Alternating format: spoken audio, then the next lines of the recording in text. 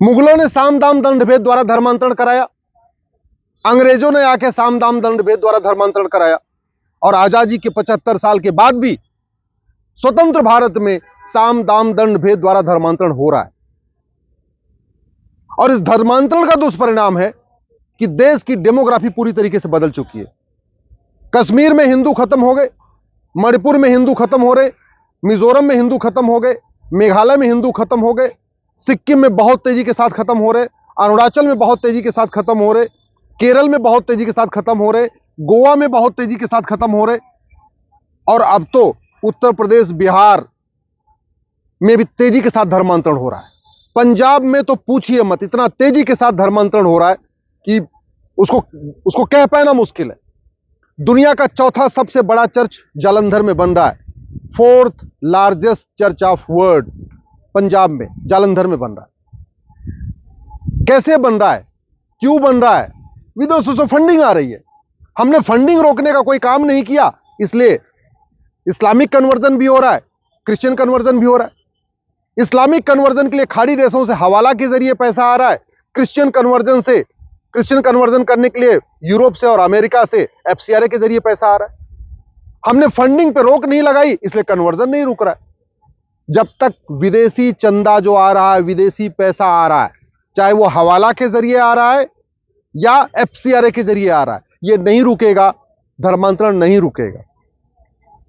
FCRA 2010 में कांग्रेस ने बनाया इसीलिए था, केवल और केवल यहां पे जो भारत विरोधी एनजीओ हैं, भारत विरोधी सामाजिक कार्यकर्ता हैं, भारत विरोधी पत्रकार हैं, भारत विरोधी संस्थाएं हैं, उनको फंडिंग कराने के लिए एफसीआरए बनाया गया था। मिशनरियों को फंडिंग कराने के लिए, अलगाववादियों को फंडिंग कराने के लिए, आतंकवादियों को फंडिंग कराने के लिए एफसीआरए 2010 में कांग्रेस ने बनाया था, माओवादियों, नक्सलियों को फंडिंग कराने के लिए।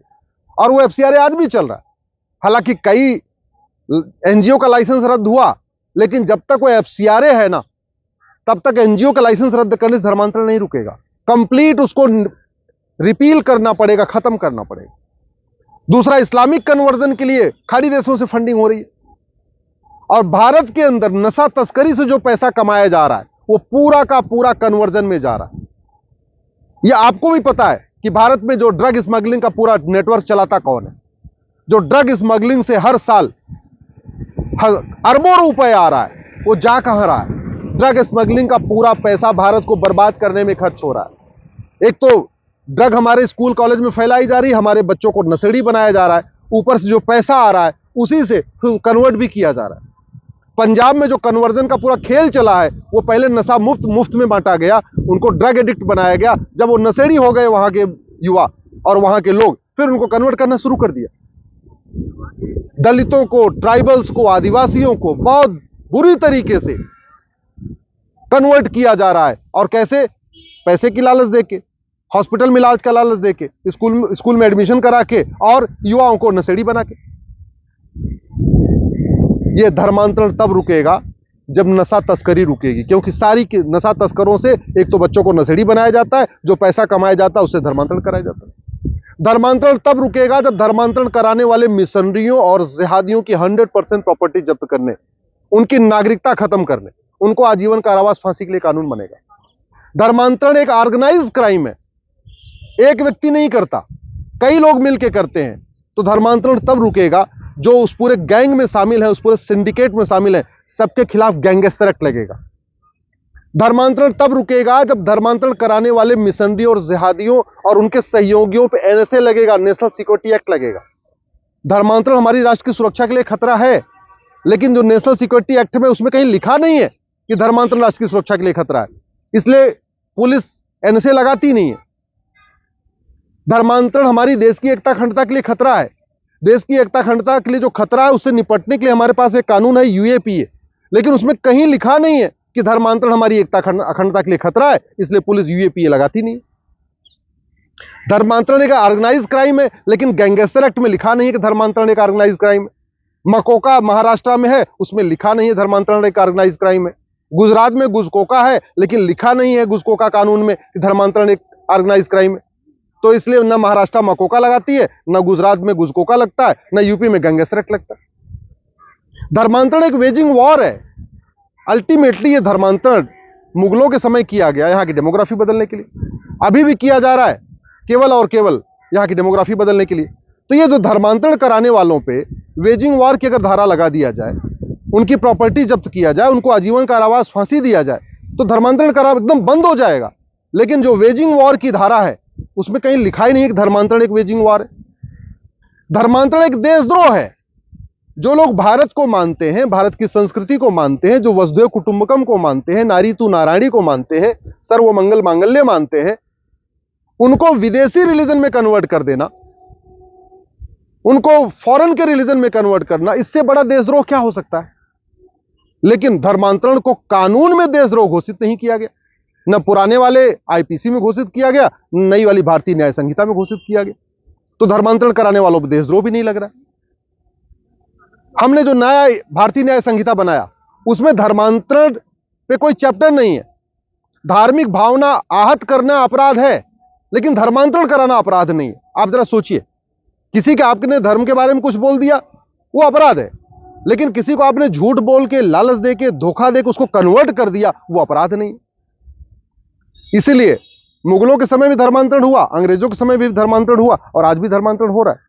और इस धर्मांतरण, घुसपैठ और जनसंख्या विस्फोट का परिणाम है। हम 9 राज्यों से खत्म हो चुके हैं, हम 200 जिलों से खत्म हो चुके हैं, हम 900 तहसीलों से खत्म हो चुके हैं। आप जहां रहते हैं ना, वहां पता करिएगा, आपके आसपास भी धर्मांतरण हो रहा होगा, आपके आसपास भी धर्मांतरण हो रहा होगा। बहुत सारे ऐसे भी होते हैं जो कन्वर्ट हो जाते हैं, लेकिन पहचान नहीं, अपनी पहचान पुरानी रखते हैं। उदाहरण के लिए आपके यूपी में, बिहार में लोग क्रिश्चियन बन गए, लेकिन रिजर्वेशन के लिए वो बताते नहीं है, पूजा पाठ नहीं करते, मंदिर नहीं जाते, होली दिवाली नहीं मनाते, लेकिन रिजर्वेशन के फायदे के लिए अपना अभी भी दलित बने हुए हैं या जो भी है आदिवासी बने हुए हैं, एक्चुअल में कन्वर्ट हो चुके हैं। इसलिए समय आ गया है धर्मांतरण रोकने के लिए कानून बनाने के साथ साथ घर वापसी के लिए कानून बनाया जाए। आखिर एक अगर योजना हम लॉन्च कर दें कि भाई जो आदमी विदेशी रिलीजन को छोड़ेगा और दोबारा भारतीय रिलीजन को अडॉप्ट करेगा, सिख बनेगा, जैन बनेगा, हिंदू बनेगा, उसको हम लाभ देंगे, उसको हम 5 लाख रुपए देंगे घर वापसी। देखिए फटाफट लोग घर वापसी करना शुरू कर देंगे। घर वापसी जैसे हुई मुगलों के समय में, डरा के, धमका के, लालच दे के, वापस घर वापसी जैसे धर्मांतरण हुआ था मुगल काल में, घर वापसी के लिए भी कुछ वैसे ही हमें प्रक्रिया अपनानी पड़ेगी। घर वापसी तब होगी जब सरकार इसके लिए कुछ स्कीम लेके आएगी, केवल समाज के उससे नहीं। और एक बात याद रखिएगा, तू मैं करने, आरोप प्रत्यारोप करने, नूरा कुश्ती करने से धर्मांतरण नहीं रुकेगा। धर्मांतरण कराने वालों का वीडियो शेयर करने से धर्मांतरण नहीं रुकेगा। धर्मांतरण कराने वालों के बारे में उल्टा सीधा कहने से धर्मांतरण नहीं रुकेगा। वो लगातार जारी है, लगातार चल रहा है। और उत्तर से दक्षिण तक, पूरब से पश्चिम तक हर जिले में धर्मांतरण हो रहा है।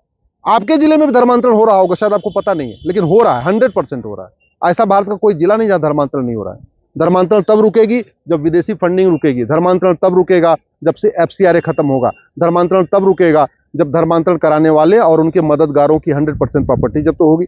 धर्मांतरण कराने वालों, उनके मददगारों की नागरिकता खत्म होगी। धर्मांतरण कराने वालों, उनके मददगारों को 10 से 20 साल सजा का कानून बनेगा। धर्मांतरण तब रुकेगा जब धर्मांतरण को देशद्रोह घोषित किया जाएगा। धर्मांतरण तब रुकेगा जब धर्मांतरण को वेजिंग वॉर घोषित किया जाएगा। धर्मांतरण तब रुकेगा जब धर्मांतरण को राष्ट्रीय सुरक्षा के लिए खतरा घोषित किया जाएगा। धर्मांतरण तब रुकेगा जब धर्मांतरण को देश की एकता अखंडता के लिए खतरा घोषित किया जाएगा। धर्मांतरण तब रुकेगा जब धर्मांतरण को ऑर्गेनाइज क्राइम घोषित किया जाएगा, यानी धर्मांतरण कराने वालों के खिलाफ NSA भी लगेगा, UAPA भी लगेगा, गैंगस्टर एक्ट भी लगेगा, वेजिंग वॉर की धारा भी लगेगी और देशद्रोह की भी धारा लगेगी। तब जाके धर्मांतरण रुकेगा। नहीं तो एक बात याद रखिए, गांधीवाद की बात करने, अंबेडकरवाद की बात करने, समाजवाद की बात करने, लोहियावाद की बात करने, राष्ट्रवाद की बात करने से धर्मांतरण नहीं रुकेगा। जय श्री राम, भारत माता की जय बोलने से धर्मांतरण नहीं रुकेगा। राम कथा करने, कृष्ण कथा करने से धर्मांतरण नहीं रुकेगा। भागवत कथा से धर्मांतरण नहीं रुकेगा। मठ मंदिर बनाने से भी धर्मांतरण नहीं रुकेगा। लेकिन मैं गारंटी लेता हूं, जैसा मैं कानून कह रहा हूं ऐसा अगर बना दिया जाए, 100% धर्मांतरण रुकेगा। और धर्मांतरण कराने वाले और उनके मददगार दोबारा कभी जरूरत नहीं करेंगे किसी हिंदू, जैन, बौद्ध, सिख की धर्मांतरण कराने के बारे में।